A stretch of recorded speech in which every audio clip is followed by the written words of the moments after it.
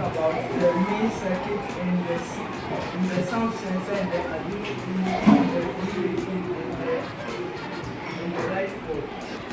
So now the light bulb is what produces the light. So the power bank gives power to the and the other component. The sound sensor sends sound wave. It sends sound signals, and the relay converts low high voltage to the low voltage.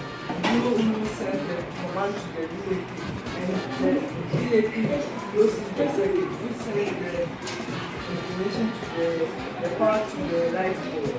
And on the relay, like an open circuit does not allow the electricity to flow, but the closed circuit allows it to flow. And I start like that. So now the relay pin has opened. So no electricity can pass through it. And when the